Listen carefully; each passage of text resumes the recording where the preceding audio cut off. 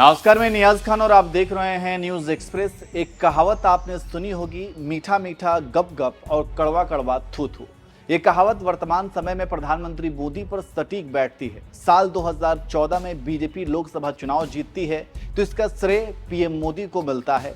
उसके बाद कई राज्यों में विधानसभा चुनाव भी होते हैं, वहां भी बीजेपी जीतती है तो इसका भी श्रेय पीएम मोदी ही ले जाते हैं। साल 2019 में फिर से लोकसभा चुनाव होता है। बीजेपी प्रचंड बहुमत के साथ एक बार फिर से सरकार बनाती है और खासकर यूपी में 80 सीटों में 62 सीटों पर अपना झंडा फहराती है तो इसका श्रेय भी पीएम मोदी ही ले जाते हैं। कहा जाता है ये मोदी लहर का नतीजा है, लेकिन जब 2024 का लोकसभा चुनाव होता है, इस चुनाव में बीजेपी बहुमत भी हासिल नहीं कर पाती है। वहीं यूपी में इस बार बीजेपी 33 सीटों पर ही सिमट जाती है। अब यहाँ सवाल यह है कि जो अब तक जीत का श्रेय लेता आया है, वहीं अब इस हार की जिम्मेदारी कौन लेगा?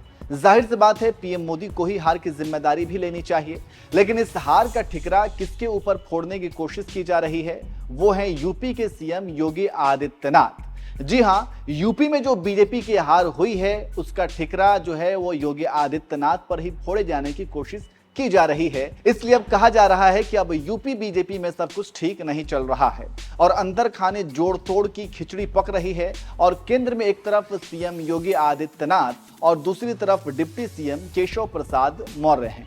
दावे तो ये भी किए जा रहे हैं कि योगी आदित्यनाथ को हटाने का दिल्ली में प्लान तैयार किया जा रहा है। दरअसल इसकी शुरुआत चुनावी नतीजों के बाद 14 जुलाई को पहली बार यूपी बीजेपी कार्य समिति की बैठक में हुई, जहां केशव प्रसाद मौर्य ने डंके की चोट पर यह ऐलान कर दिया कि संगठन से बड़ा कोई नहीं होता है। संगठन सरकार से बड़ा था, बड़ा है और हमेशा बड़ा रहेगा।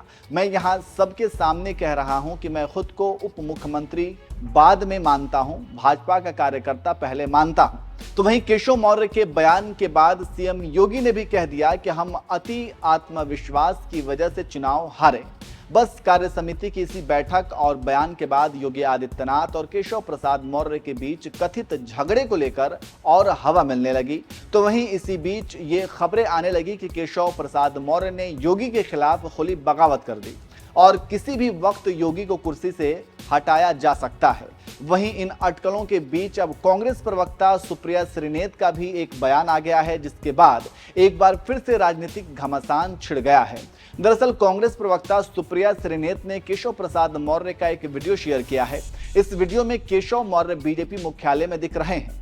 मौर्य बीजेपी अध्यक्ष जेपी नड्डा से मुलाकात करने पहुंचे थे और इसी वीडियो को साझा करते हुए श्रीनेत ने एक्स पर लिखा, यूपी के उप मुख्यमंत्री केशव प्रसाद मौर्य दिल्ली में हैं, लगातार नड्डा से मिल रहे हैं। राज्य में योगी के खिलाफ बगावत का मोर्चा इन्होंने ही संभाला है। किसके इशारे पर यह कर रहे हैं, इतना तो आप सब जानते ही हैं। जानकारी के लिए बता दूं कि यह साहब अपनी विधानसभा चुनाव हार गए थे। तो इस तरह से कांग्रेस प्रवक्ता सुप्रिया श्रीनेत भी अब इस कथित झगड़े में कूद गई हैं। वैसे आपको बता दें कि यूपी में चुनावी नतीजों के बाद यूपी बीजेपी का हाल बुरा है। अंदर खाने फूट पड़ रही है।